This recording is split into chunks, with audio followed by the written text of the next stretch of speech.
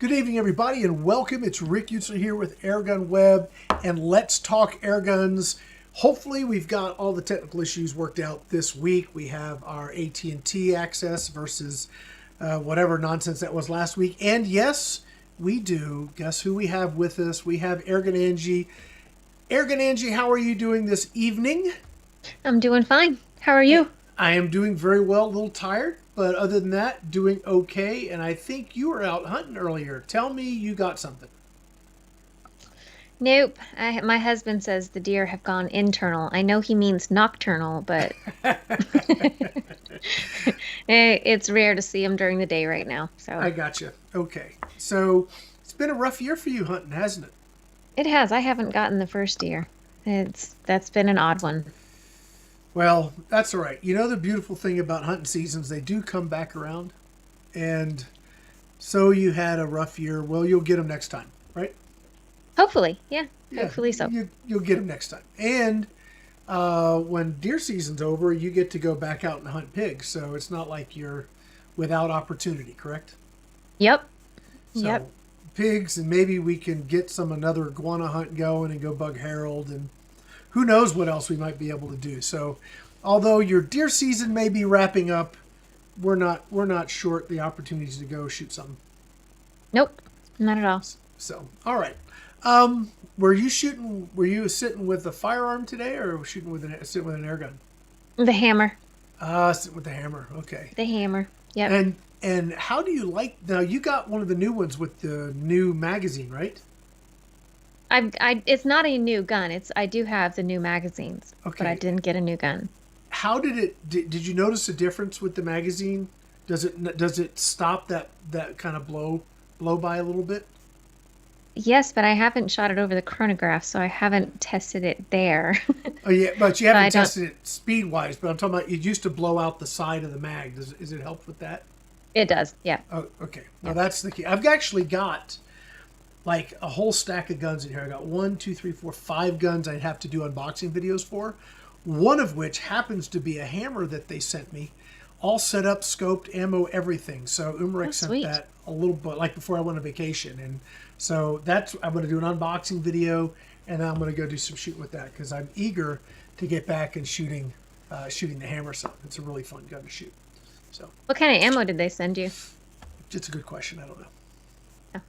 Boxes, Well, like 3 boxes of it. the NSA's 320s seem to do the best for me. So if you don't have any, you might want to get some of those. I will reach out to them over there. In fact, I need to email them anyway. So that sounds like a great opportunity to catch up. All right, before we get going, I have a shout out to do tonight.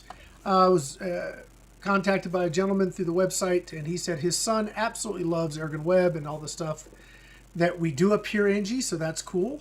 And he said he would really dig a shout out from us here. So I want to say a quick shout out to DJ.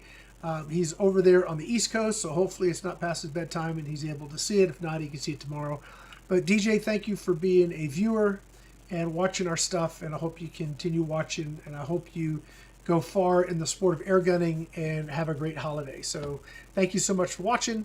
Again, shout out to DJ. Thank you so much. That's Yeah, pretty ditto. cool. I wonder where he's at on the East Coast. He's not far from me, probably. He's northern.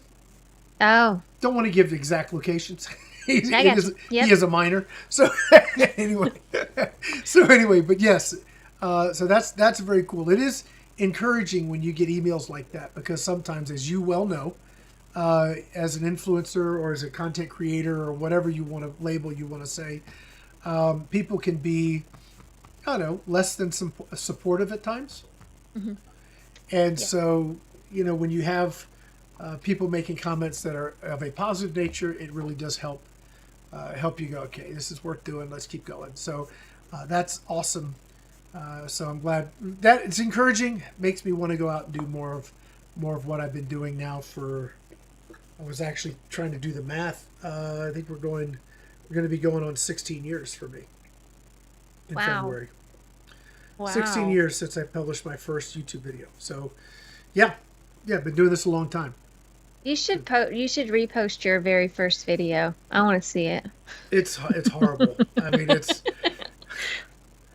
Mine was too. They're all still there. So if you want to go see what I was like in the beginning with goats walking around and cats jumping on the table, the whole deal, with my little pop-up in my backyard in South Carolina, you know, being like super excited to shoot well at 15 yards. Yes, back in the day, they're all still there. We should all go watch it. All of a sudden, it gets all these views. Comments. Oh my God. Yes. I think some of them said back then, just quit. So there you go. So just, you don't have to listen to that stuff. Just keep pushing forward. So anyway, let's see. Bob. Thank you, Bob. Bob's helping us out here. Let's see. So Rich is saying his hammer's doing well. Very little leak from the magazine. They modified the mag, so I'm nose itches. Sorry. I'm excited to finally get mine out and actually do some testing, because that was a thing you had to watch for. If you got, you know, I tend to, when I'm on a rest, want to cut my hand over my scope like this. Yeah. And the discharge is right here. I'm like, whop, and it hits you hard. You go, ow. So you'll only do it a couple times. I came out the deer stand one night, and you can't decock it and all that kind of stuff, so go ahead and shoot it. And I stuck the gun right up to my stomach and didn't think about it. Oof. Yeah, even through my clothes, I could feel it pretty good. So yeah, you don't want to do that. Yep. All right. Well, guys, first off, happy holidays. We got some Christmas coming up and New Year's. We got a whole new year coming up, which I'm excited about. We're gonna have some changes around here. I'm personally on the Airgun website going to be far more focused. I hope this coming next year. You're going to see a lot more shorts from us, because when they're fun to do and people seem to really like them. So hey, let's do some more of those. I published one today on a Gamo gun. We talked a little bit about it last week. It's one of the guns we use on the Iguana hunt, but it's the new Gamo Hunter Extreme Ultimate 25, beautifully gorgeous air gun. And yeah, that short in a matter of 4 hours is already doing it was over 2,400 views. So that's really good. So we'll do more of those. And Angie, you've got all kinds of cool stuff happening to the GTA. Why don't you tell me a little bit about what's going on? Well, I haven't really been focusing too much on grips lately. I've been doing kind of demo videos and short. People like short videos better. You think that's... I think the trend is YouTube likes us to do long videos because they have more place to stuff ads, you know, with or without our permission. But I think people like the shorts. I think we're going to have to come up with a balance, you know. But anyway, go ahead. Yeah. What's been going on over here? Well, I'm packing a bunch of guns up, getting ready to send them back to Pyramid Air, and expecting to probably get some more for more testing and more videos. Which ones yet? I don't know. Cool. Yeah, got a short video coming up on Bara, ATN Thor 5 unboxing, different stuff like that. And of course, I will soon have something from the Iguana hunt as well. Outstanding. Yeah, did I share with you all of the footage? I'm trying to remember if I did or not. No. Shame. Yes, and Howard mentioned that too. Hi, Howard.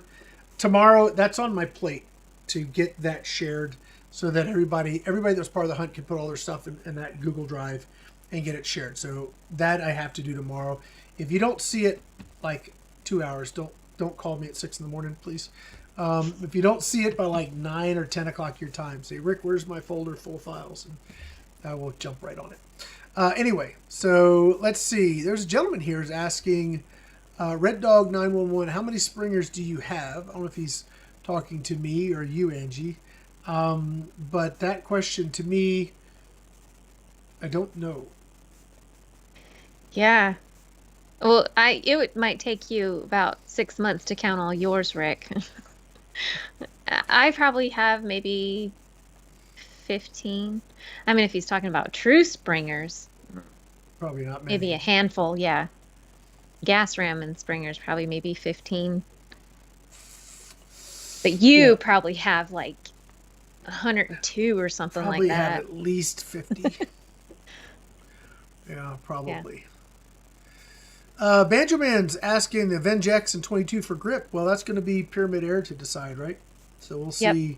Then we'll see if that's something they're going to do. So one of the things we've got going on, guys, on the GTA, just so you guys know, you know, Angie and I worked over the last couple years to build the YouTube channel and developed the grip program as a way to really, frankly, make the GTA sustainable, long-term sustainable.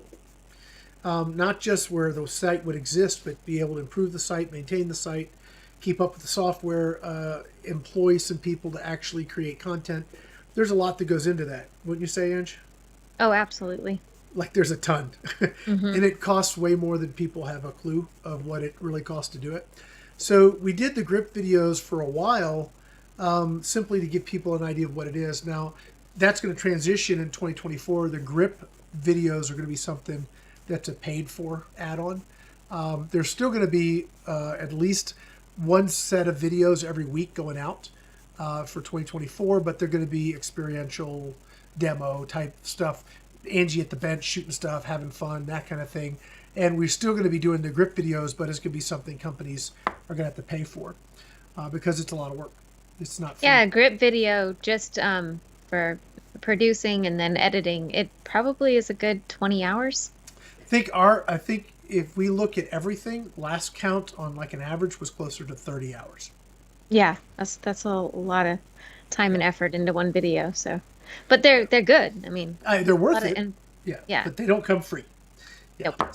So you ask yourself, would I do 30 hours of work at my job without getting compensated for it?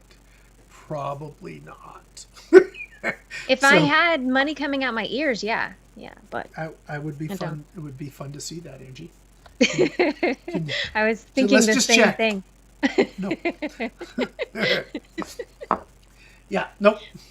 And in that vein, kind of looking to things that cost money, and we're always looking for a way to help support what we're doing. This show is something I do as a labor of love. Angie comes up. I don't think she bills me for this time, but she comes up and hangs out. And because we like doing this. This is one of my favorite things to do in a week, is to come up here and do this show. And, we'd love to have a sponsor for the show. That would be great. So I'm going to be looking to try and find a sponsor or sponsors to help offset some of the time and energy and costs and whatever to do these shows. So if you're out there and you're a manufacturer or a vendor, or you're some you have a product or service in the airgun industry you'd like covered, or would like to help do what we're doing, reach out. We'll see if we can see if it's a good fit, and we'll go from there. So that's that.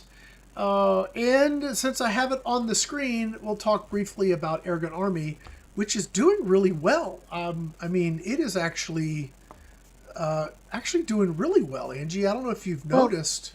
Because it's awesome. I really like the platform. I really, really, really like it. You see that post right there? Missing yes. deer. Yes. Yes, it needs to come back, doesn't it? He's back. He's back. Nobody got him yet. But not when you're able to take him. No. Yeah. I'm just glad he's alive. Yes. Cool. Yeah, there's us at the Gamo thing. Yeah, so here's Angie. If you guys want to keep up with what Angie's doing, she does use Airgun Army more than I do, which is good for her.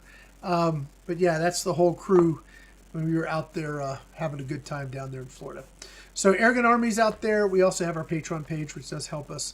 And we do have some people really supporting what we're doing. And so 2 big thumbs up. I appreciate that. On that project, I did get the CS4 compressor, guys. It's still working good. So I'm going to go ahead and do some testing and get like fill times and all that kind of stuff. And then we're going to do a video on that compressor. So if you...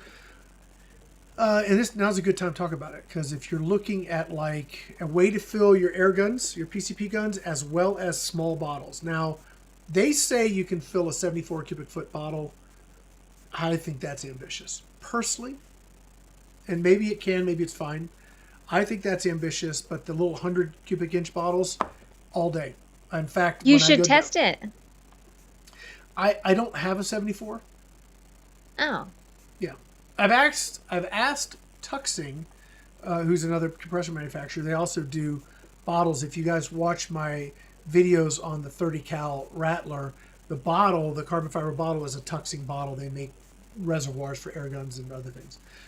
They have is it a 1 liter bottle that's the 100 cubic inch? They have a 2 liter bottle, which is twice the size, which I think would be perfect for backpacking. Like if you were going to go hunt hogs and didn't want to have to carry a bunch of stuff to the stand, you just want to have a bottle with you, but be able to refill.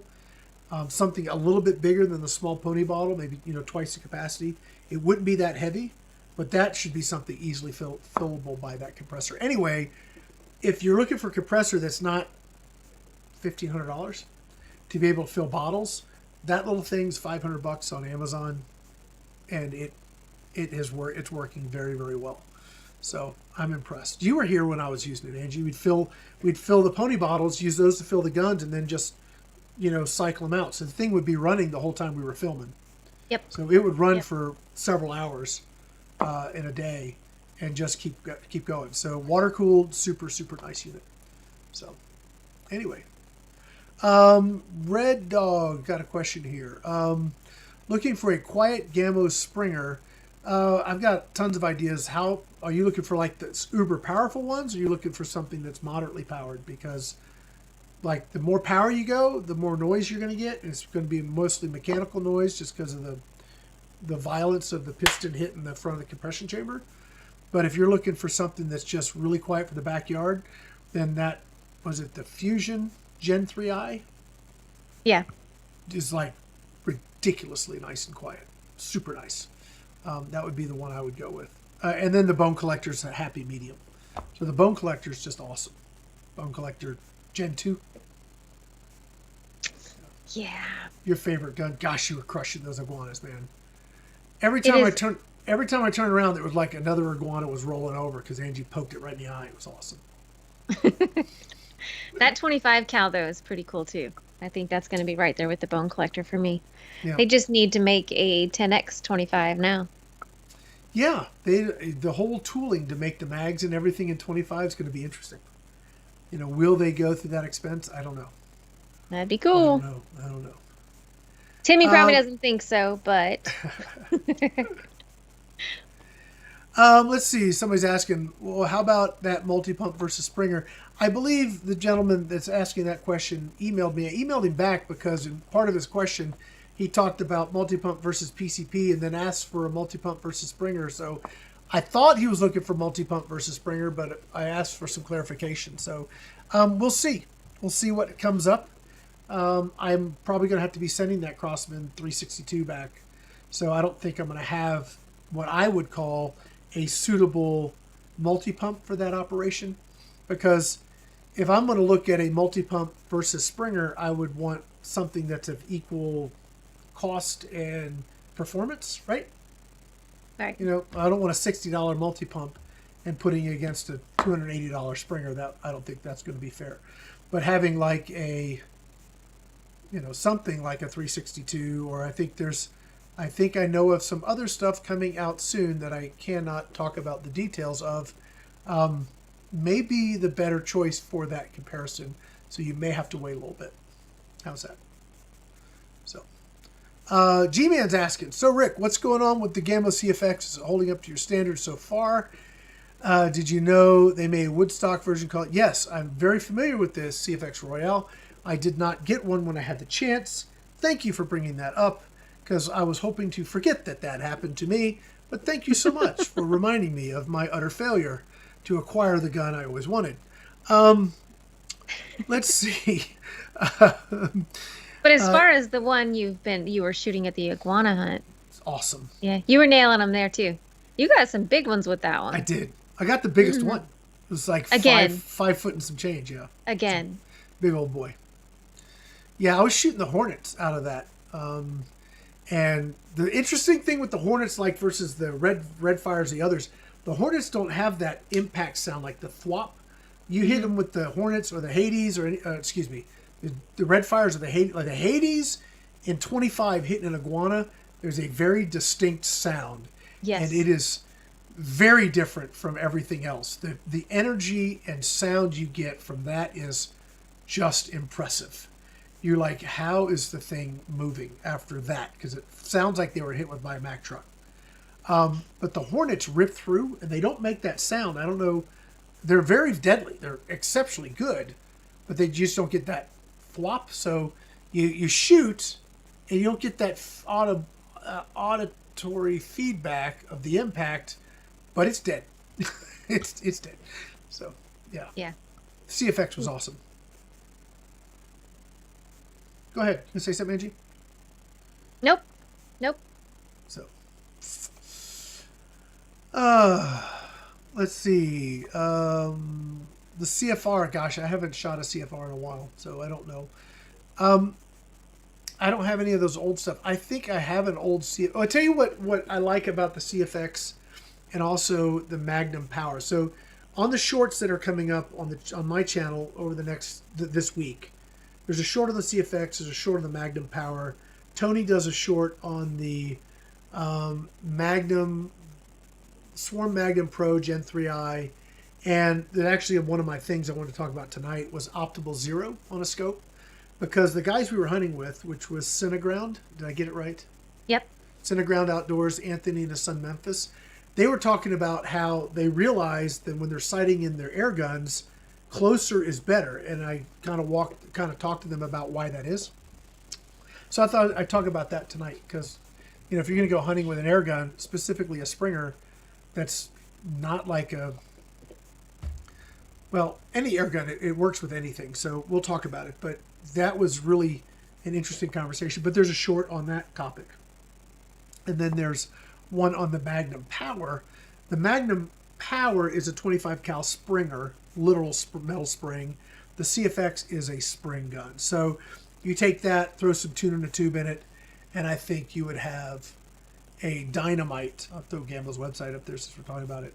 You'd have a dynamite combination. So, and I think Rich, who's on here, Rich's going to get his hands on some of those spring guns, and he's going to have fun with them, because he's like the tuning maestro.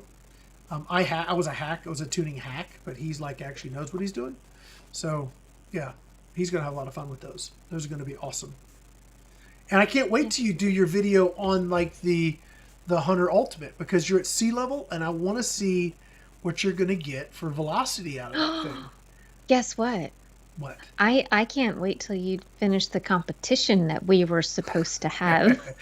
Yeah, I need Joe maybe I'll just hold it hostage when you finish the competition. All right, let's move along, please. Let's just move along. Nothing to see here. Right? Nothing to see here. Let's move along, Angie. Okay, I'm moving along. I need to get with Joe, because I don't have those pellets. That was the thing that held us up. Yeah, that's my story. I'm sticking to it. You're right. Joe needs to send you some pellets. Yes, I do. So, Red Dog's asking, do you take your springers apart, lube the piston? How often? I don't anymore. I mean, I used to, right, with an actual Springer. So here's what I do with a Springer. And I was actually going to I designed a spring compressor and had some built, and I'm probably going to do a video of this so that people can see what we used to have to go through with these things. Because everything's now PCP, right? So you don't have to do stuff anymore. But I would take the gun apart, take all the guts out, and then I would clean it all out as good as you could. And sometimes it was really bad. You could use brake cleaner or whatever. Just get it super clean. And then I would use a dowel with a Scotch-Brite pad and run that in and out and cross-hatch the chamber. And then I would take the piston and I would process the piston in the same way, so that when you lubed it, it just was super smooth. Then you'd replace the parachute piston, and I would get my piston seals. I'd get them from Vortec products, get kits from him that were really good stuff. And then, if it's a traditional spring, if you go at the end of the spring, that spring, when you compress it, it actually rotates. And the end of that spring can actually be sharp. So when you compress it, it'll actually catch. And then when it releases, it can actually catch too. And it can actually cause rotational torque as well as back to forward. So on a traditional Springer, you can get your gun going three directions. There we go. I'm trying to count my fingers. 3 directions. So to go backwards, forwards, and rotate at the same time. So you can make things super tricky to get consistent accuracy. So if you process the ends of that spring, where you take a Dremel tool and then you check it with your thumb, make sure it's super smooth, and then you make sure that's all nice, and then you put it back together with really good grease, Tune in a tube from Pyramid Air is what I recommend. I'm not going to tell you what grease it is because, yeah, I'm not going to tell you. But the grease that's in the tuna tube is like super good. And it dampens all the harmonics, makes it super, super nice. And that hole, when you put it all back together and careful not to catch your piston seal, man, it's a completely different air gun. And I'd like to do that like on the Magnum Power and the CFX because it just completely transforms the gun. So I hope to be able to do that. So there you go. You have a CFX there, right? Mm-hmm. Yeah, I got in my shipment from Gamo. I got a CFX, the Extreme Ultimate, and what was that other one? It was the Shadow Elite. Yep. So I got that, and I think they're going to send me a Magnum Power. Now you have a Magnum Power, right? Right. Yeah. So. Yeah, I think they made the Shadow Elite for you, black and yellow, AirgunWeb colors. I'm going to take it. I'm gonna go with that. Oh, it was just on the previous page. Hold on, we go back. Hey, Harold. What's up? Harold, what's up, man? Harold, I want to have you on after the first of the year. So I want to get you on and Santa Ground Outdoors, and then also Barra. We're gonna talk about Barra stuff here in a minute. But this Shadow Elite 22 is reminds me of the CS2 Gamo that they had for a while. It's your standard Whisper 22 cal open sights. It has an adjustable cheek piece, so it's a raised adjustable cheek piece, so you can go with or without. You can go open sights or with a scope and have proper eye alignment. And I have some super secret, top secret information that I can't share with you yet. Oh, I know. Why did you do that? It is going to change everything. Maybe when we just have to wait. Yes. Because I'm waiting to see if they're actually going to be able to do it. I know it can be done because I've seen the photographic evidence. But whether or not we're going to be able to do it here as part of an offering in the U.S., I don't know yet. I hope so. I really, really, really... Angie knows. She's just pretending she doesn't know. She already knows because I showed her the pictures. But she can't say anything. I know. It's terrible. I was acting on behalf of the viewers. Yes. Excellent. But yes, I'm hoping that we're going to be able to do what I hope we can do, and that would be awesome. So Rockhead's asking, is the 25s on sale? Which is more accurate, 22 or 25? It depends on the wind. It's very similar. I think the 25 is up close, very, very strong. I think it's not quite as accurate at range as the 22 because I think the velocity just isn't there to carry it. That's my personal opinion. If you're shooting 35 yards and want more power, I would go with the 25. If you're like, oh no, I've got to shoot 65, 70 yards all the time, then I would go with the 22. And I'm speaking Magnum, like Magnum guns. So that's my 2 cents worth. Angie, do you have a similar or contrasting opinion? Well, no, not really. I mean, I can't wait to test it and find out, see if you're right. And the 25 versus 22, the only thing I would say is 25 is going to hold up to the wind better than the 22. So it just depends on what conditions you're shooting in. If you live in Texas, you might just want to go with the 25. Yeah, and my shooting of a break barrel, I'm very conservative, which is another thing we're going to talk about after the Optimal Zero. I'm very conservative on my expectations for all air guns in general, because, well, I'm the dude behind the trigger, man. I mean, really, I can't blame the gun for my mistakes. So I'm no expert shot. I'm not, a world-class shooter. I'm an average Joe sitting on a bench shooting stuff. So maybe I have a little more experience, but I'm conservative on my expectations because I'm not shooting a 6.5 Creedmoor. My favorite gun that I've shot, my favorite firearm, precision firearm that I've shot to date, was in Mossberg MVP Precision in 6.5 shooting a mile. That was fun. That was precision accuracy.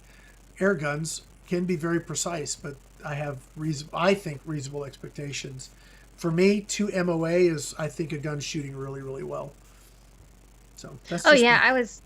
I was sitting in my stand tonight and I had my hammer. I had been taking my 6.5 Creedmoor for the last few weeks, but I was thinking if a deer came out at the tree line, which is another probably 15, 20 yards from the corn, I would probably not take the shot with a hammer. If I had my 6.5, I would, Yeah.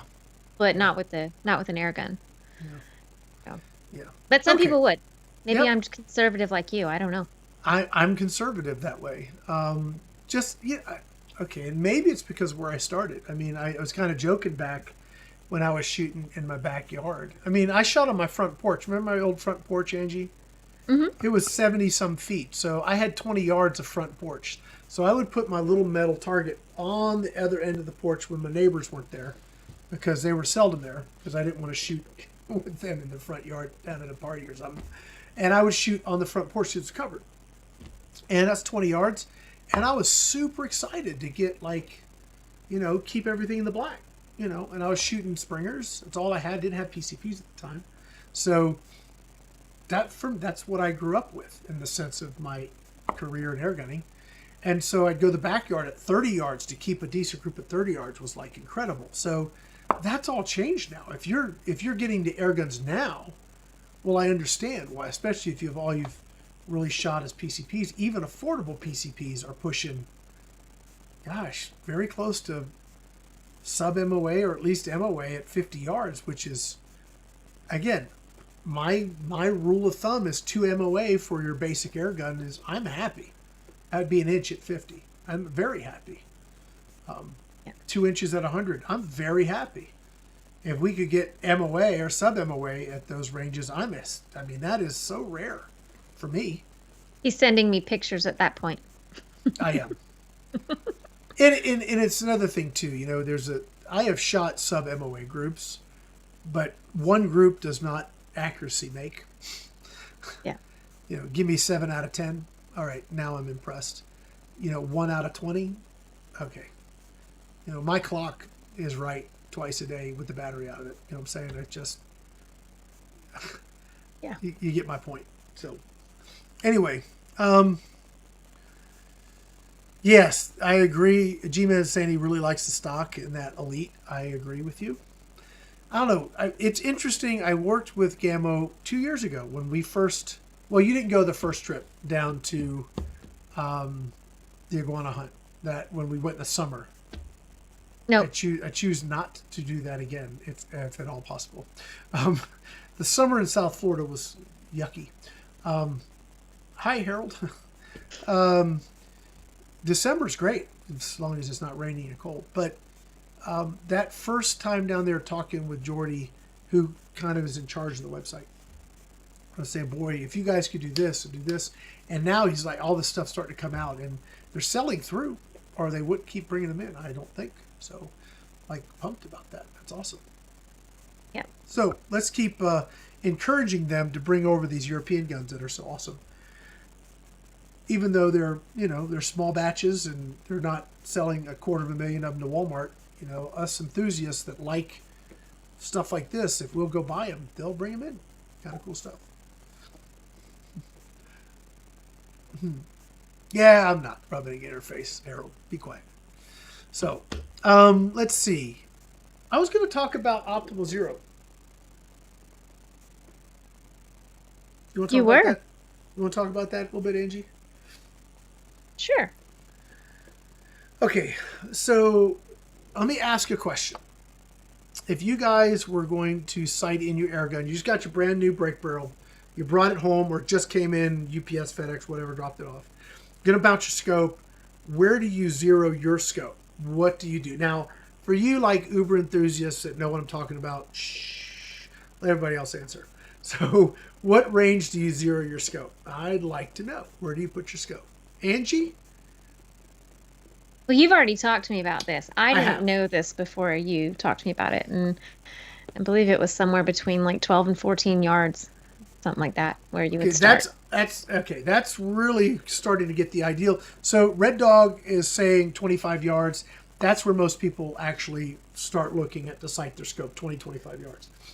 Well, what you're going to find, and I do a little teeny short on this, and I have a whole video on this back up on the Take Aim section.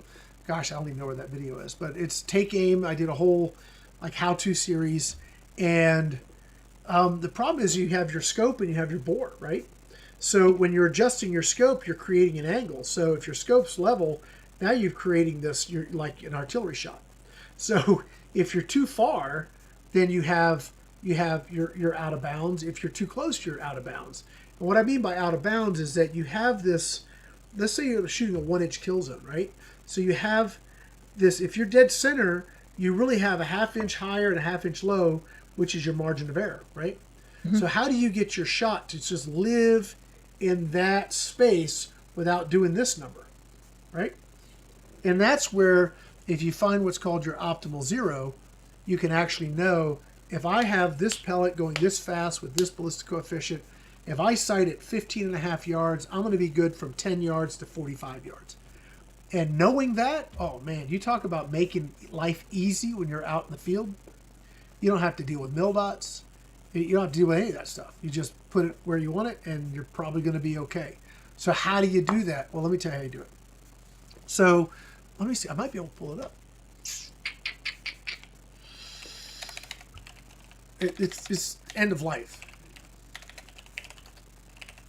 So this program Hawk had called ChairGun Pro.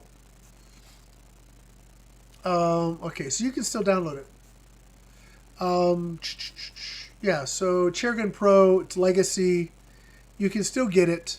So you can just look up ChairGun Pro. Anyway, so what it lets you do is if you have like your ballistic coefficient, and you can probably either find it online or maybe ask the pellet maker or the slug maker or whatever.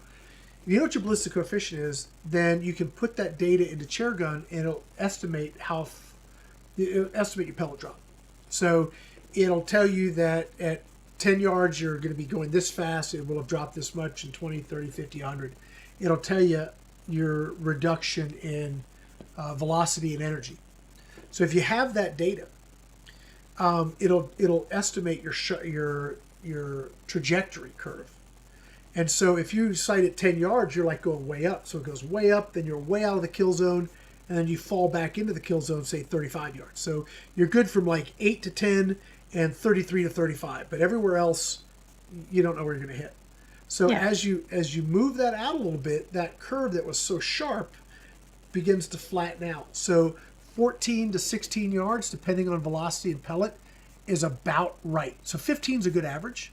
And what you'll find is that, and you can actually test this, and I did a video of this years and years and years ago. You can take some paper, and then you can have maybe a target at 15 yards, 20 yards, 25 yards, 35 yards, whatever, and don't put them in front of each other, because going through the paper will impact your shot. But you can shoot dead center here, dead center here, dead center here, dead center here, and you can watch your pellet rise and fall within that kill zone. So you can actually test to see if it's going to work, even if you don't have a crony and you don't have have ChairGun and all the other stuff. You can do it manually. It's trial and error at that point. But if you generally speaking, on these normal brake barrel Springer type air guns, 14, maybe 13 to 16, somewhere in there, you're going to find that if you sight in at that distance, it's going to give you a far flatter trajectory, and you're going to find that you're in the kill zone. That means you're no more than a 1/2 inch below and no more than a 1/2 inch above your dead center, from like 12 to 40 some yards. So you go out in the field like we're hunting iguanas or something.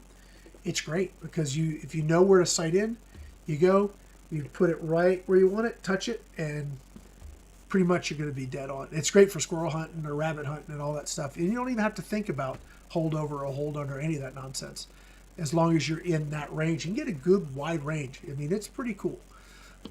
So I don't know I know I've talked to you about this, Angie, but I don't know if you've actually ever tested it or tried it, see how it worked or anything. But it's pretty neat if you ever want to really optimize for just raw hunting, where you're not having to deal with mil dots and stuff.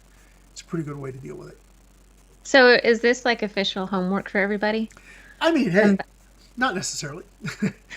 I love that kind of stuff. That's what actually I found so fascinating about airgunning personally, is that kind of stuff. I get that that's as boring as like watching paint dry for some people. But I really like that kind of stuff and figuring that kind of stuff out. So I enjoy it. I know I'm in the absolutely in the minority, but I enjoy that a lot. So anyway, let's see. We got any other questions here?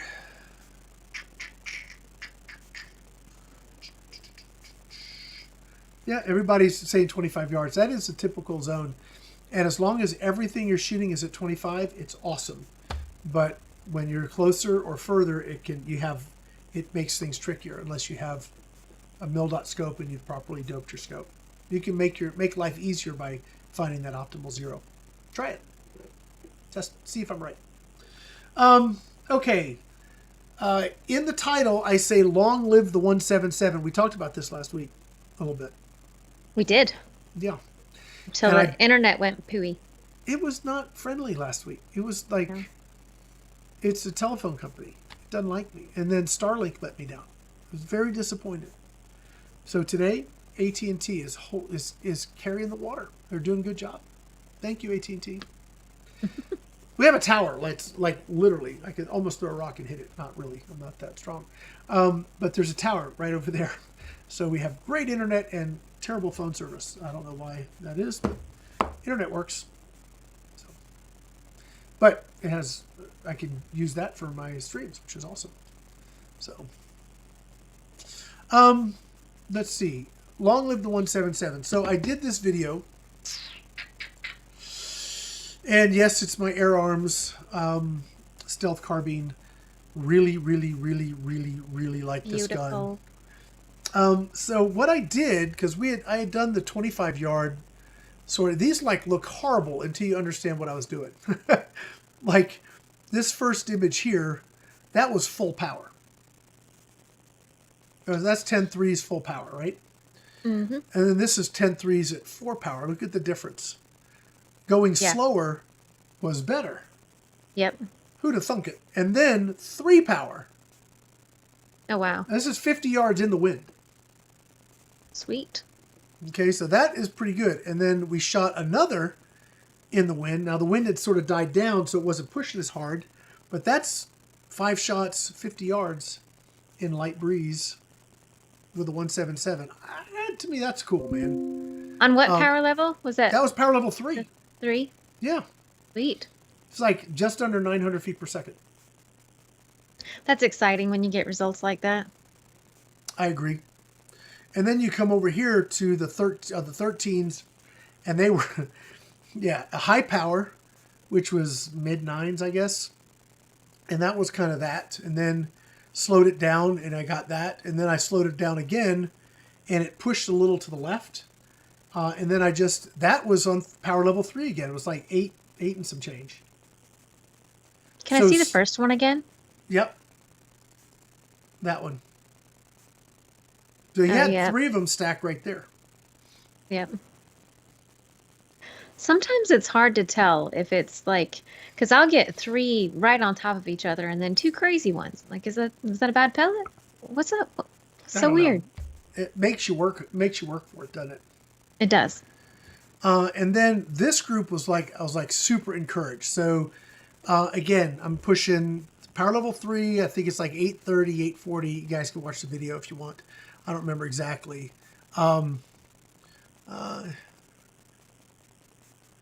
Rich is asking a question real quick. Virginia Rock has boo 177. That's fine. What gun is this? This is the Air Arms S510 regulated stealth carbine in 177. Rick is asking, can you see a difference in the POI with cheap scope mount versus good scope mount? I think I only have the scope mounts I have. Now I've tried like the match mounts from Airguns of Arizona versus the UTG or Hawk. I can't tell the difference personally. That's me. I have had scope mounts that are screwy, that are buggered, and I have to toss them and use different ones. But if they work, they just work for me. Angie? I've not used much anything else other than Hawk, so but I have heard a lot of people say that it is absolutely important to have good mounts. So Well, yeah, I mean, they need to hold good and they need to be decent. yeah. Like the sports match mounts are very good. They're just 3 times as much. So, and they're not a sponsor, so I don't have a stockpile of them sitting there on my shelf that I can just go grab. So, I do have a whole bunch of Hawk mounts, and they seem to do fine for me. But I think I have sports match mounts on my Red Wolf, but my Red Wolf needs service, which is really sad. Really, really sad. Yeah. Timmy's got a question. Yes, Rick, do Timmy. you believe in letting in a barrel when you change pellets? Pellets. Okay, so my philosophy is I shoot it. So if I switch pellets, I just shoot them. Now, if it shoots like crap and it's supposed to shoot better, then I'll clean the barrel and start over and season the barrel and make sure it's, it's all happy. But generally speaking, I just shoot it. And I would say, again, my experience, and I'm not saying that I'm right and that your experience isn't, not you, Timmy, but somebody else's experience isn't different and isn't valid. So just bear with me here. Pellets that are going less, that are like low 9s and under, don't tend to strip nearly as much lead off in the rifling that when you're shooting over 1,000 foot per second. So if I'm shooting over 1,000 foot per second, I tend to find barrels let up and need to be cleaned more often. It's like the Rattler. Mm-hmm. Oh yeah, that one needs to be cleaned a lot, often. I just shoot it. I haven't really, yeah. So, anyway, should have said on a Magnum Springer, Rich. Okay, so good scope mounts on a Magnum Springer, absolutely, there's a big difference. Yeah. So cheap mounts, the scope won't hold or it'll fall off.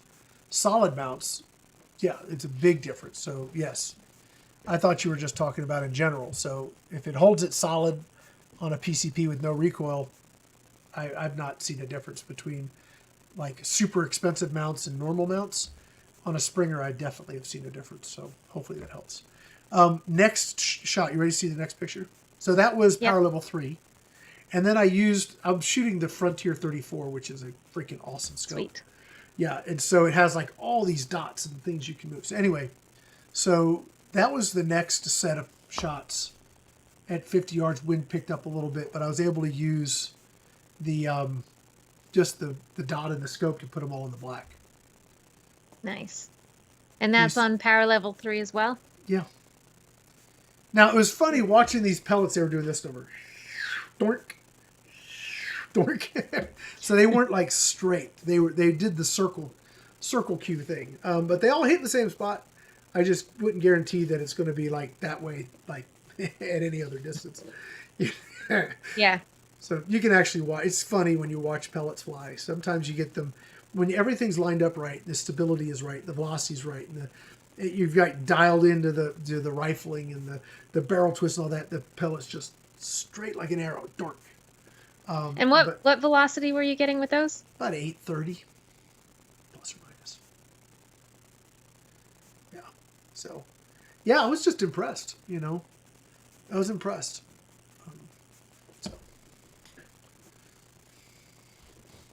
Asking what's your opinion on a Leopold scope on a Magnum Springer. I mean, I don't know anything about Leopold scopes other than if they're not rated for reverse recoil. I don't care how expensive the scope is. If it's not set up to take that recoil off a Springer, you'll trash the scope. Now, Leopold made an airgun scope like years and years. I saw one, shot one at Umrex one time. Gorgeous scope. But I just don't know much about them. I just know this, having busted a ton of scopes over the years. If it's not built for it, I don't care how expensive it is, you'll trash it. And go with an etched reticle. Etched reticle, for sure. Wire reticles will let go pretty quick. So, anyway, back to the long live the 177. I'm a target shooting guy. I mean, I don't mind hunting. I enjoy it when I get the chance to do it, but I'm too lazy and fat and old, and I don't want to go out and mess around and sit in the cold. I'll let Angie go sit in the cold. I don't want to go sit in the cold either. It's It's not my cold. thing. It's not my thing. But I do like just sitting on a bench and shooting paper targets or steel targets. I really like shooting steel targets, and gosh, I can just sit there and do that for hours on end with just great enjoyment. And for me, 177, I've been shooting more and more of them. I started with the Bar 177. That was fun. I've shot this. I've had this for a couple years now, and it'll shoot slugs out to 100 yards. It'll shoot the JSP slugs out to 100 yards. So this gun is like super nice, super nice.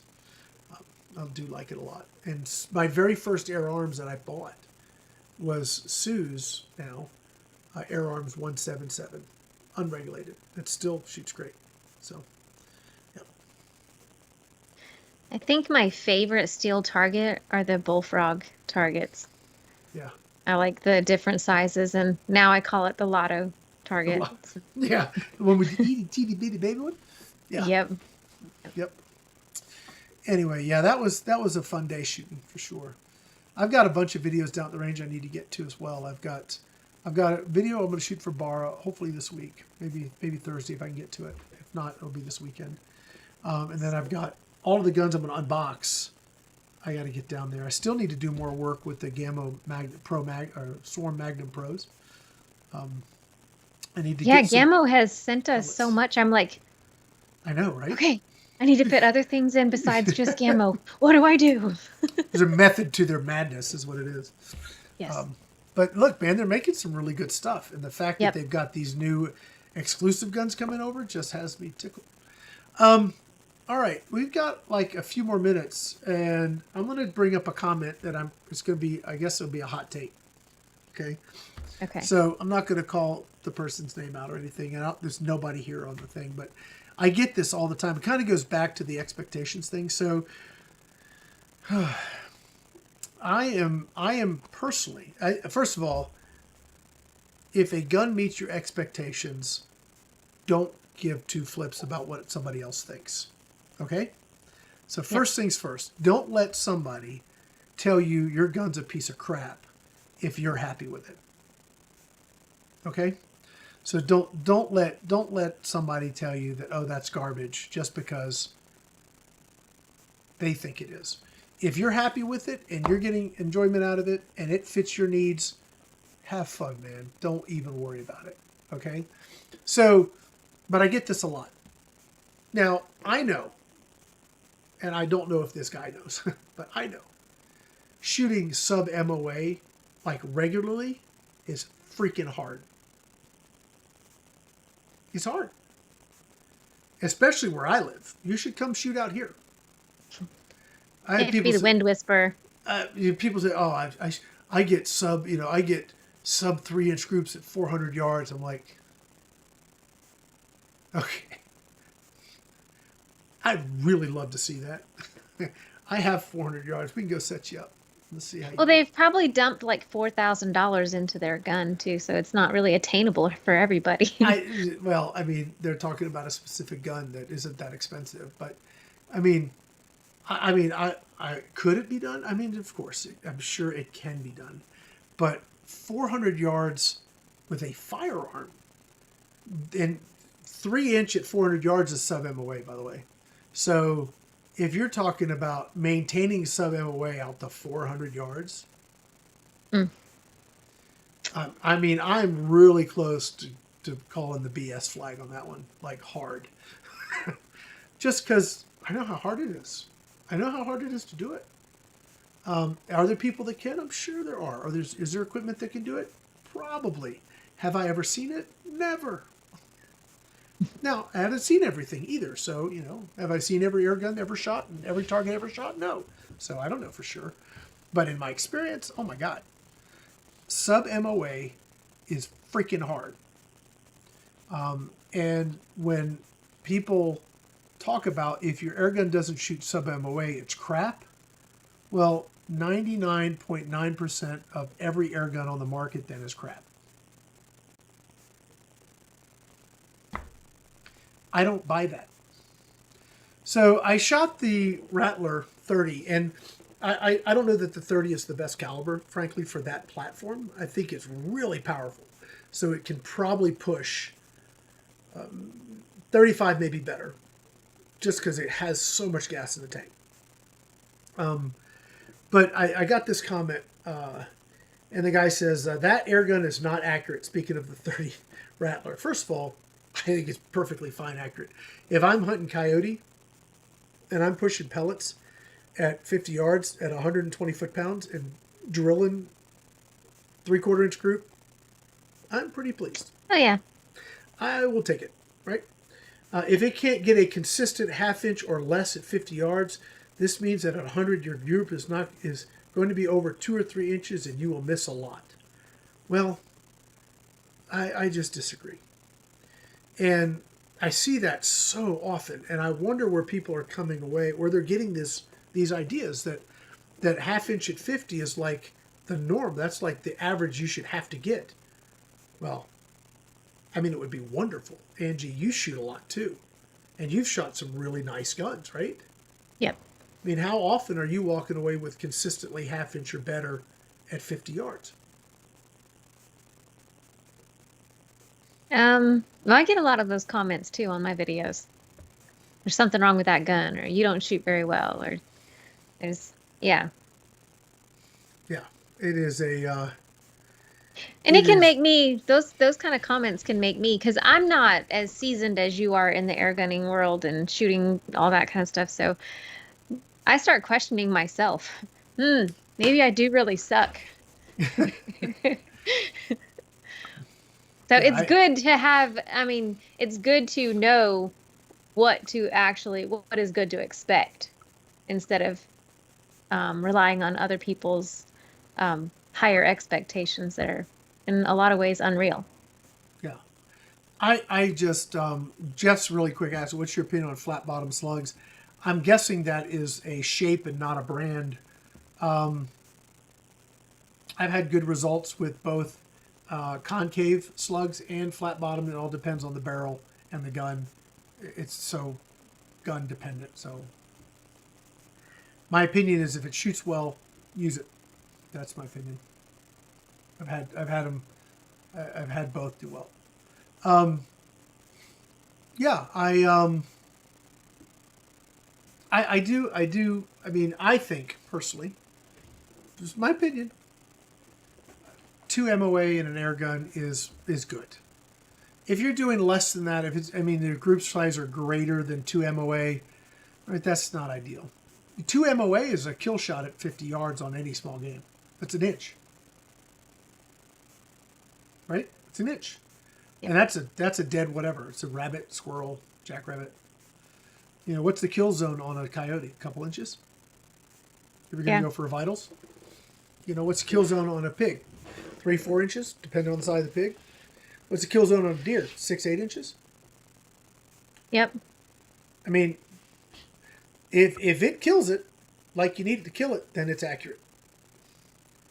You know, now if you're a competitive shooter, well, that's different. I mean, you're going for, you know, ultra precision, trying to win money. Well, that's a different story. I mean, I have total respect for the guys that go after that. It's just not my thing. It's not my game. Never going to be my thing. I never, ever, ever want to find myself in a place I'm having to do that ever. Right. If I can help it. I want to shoot for fun, not for. Gosh, I have enough stress and pressure in my life. I am not going to go seek to add to that by sitting and trying to compete. I'm not. Heck no. Why would I want to do that? I'm out here to have fun, not cause myself, you know, health problems. I already have enough of those. It all goes back to what you've said before. There's different types of air gunning, and we shouldn't be trying to push our type of air gunning onto other people. We should, whatever you enjoy. I mean, air gunning should be fun. Yeah.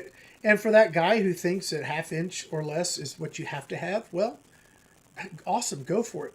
Do that. Just, you know, I would be cautious on telling other people their stuff's crap because it doesn't do it, because that's not helpful. It's not useful. It's not, I mean, I'm just not going to accept or agree with that kind of thinking. You know, it's like I said, if you're out there and you're having a good time and you're enjoying it, heck, I guarantee you my Daisy Red Ryder isn't going to shoot 1/2 inch groups at 50 yards, but it's still a hell of a fun gun to shoot. So, Yep. you know, so that's it. That's sort of my hot take for the night. And we are like burned an hour already, Angie. Well, that Yeah. went by fast. You know what I did is I actually took notes and set things up and had this all ready. Did you know, Angie, is Johnny's birthday today? Oh yeah, I did Yeah. know that. Johnny, by the way, is a good friend of ours here at the ranch. Um, he's a good friend of my dad, and he's still kicking. Long story there. We don't need to talk about tonight, but Johnny had another birthday, which is a miracle. So we are super thankful. So, Johnny, Yeah. if you happen to be watching, congrats, bro. Yeah. I wanted Happy to make birthday. I wanted to make sure I went in there and had his delicious birthday dinner and some carrot cake. What So did he have? he loves corned beef and cabbage, and it was freaking delicious. Robin, I went back for seconds. I've been trying not to do like go back to second things. I failed tonight. I had seconds of dinner and I had 2 pieces of carrot cake. So Mm, it was a bad Ricky should not eat that much day. But I probably would have been right there with you, Rick. That's oh my some of my gosh, it was so favorite good. foods too. So Mm, super cool to have Johnny have another birthday. So that's awesome. yeah. So the guys are talking about slugs and stuff, which is cool. We're going to go ahead and wrap it up. Guys, thanks for hanging out with us tonight. It's been a lot of fun. Remember, we are going to be looking for a sponsor for the show. Oh, we didn't talk about the barrel gun. I got to do that super quick, okay, Angie? Okay. I've got one of these in. I got to do an unboxing, and then I'm going to take it down to the range and do some shooting. It's CO2, so I'm waiting for a kind of warmer day. Oh. But this is the new Barra 1866 CO2. I'm not sure if there's gold and black. I don't know which one they sent me. But it's a lever action shell fed like this. You got the little shells. But it's a pellet gun. And I don't know if it's rifled. They don't have it in chrome? It's just I gold and don't black? know. Let's see. Smoothbore. Bummer. Smoothbore barrel. Oh well. But it looks really cool. I'm really excited to get to play with this. But it's a CO2 pellet rifle that's got the lever action with the shells eject, the whole deal. So kind of a cowboy action kind of a deal, which is if you had the Air Venturi diamond plate targets with the where they deflect the shots down, you could have a cowboy action pistol with pellets, have this with pellets. You could have a lot of fun with that. So I'm excited to get this out and play with it. I just wanted to mention that because we're gonna have Barra up on the show after the first of the year. So Cool. they're gonna be at SHOT. So I don't know how maybe we'll have them first. And I don't think Howard's or Harold, excuse me, I keep calling Harold Howard. Sorry, buddy. I don't think he's going to SHOT, but we may have, and I don't know if Cineground is. If they are, I want to get them on. I want to get Harold on, and then I want to start getting some more folks on the show so we can have more guests. I think it'd be fun. Be fun to do it. So, but that's going to be it for now. Timmy's asking me if I'm feeling better. Generally speaking, yes, Tim, I'm feeling so much better. All that chemo stuff is finally getting all the way out of my system. I've got a couple other challenges, but they're nothing. They're just minor annoyances, no big deal stuff. I've had a pinched nerve for 3 or 4 years, and it's not cooperating. So that tends to create a lot of pain and make Ricky grouchy. Unfortunately for my family. So that needs to get solved. But other than that, I'm doing fine. I'm doing great. So thank you for asking. Everything's been doing great. So anyway, yeah. So that's it for now, guys. I want to say thank you for coming up and hanging out with us. And yeah, well, all goes well. We'll see you guys next week. And then the week after that, Yeah. Y'all have a Merry Christmas. Yeah, have a great holiday. Merry Christmas. Happy New Year.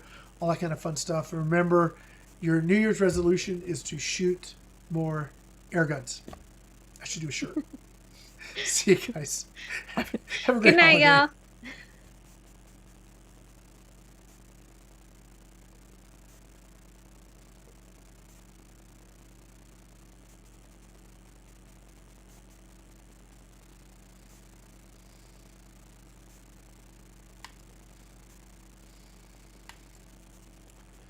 Cool. Well, that went.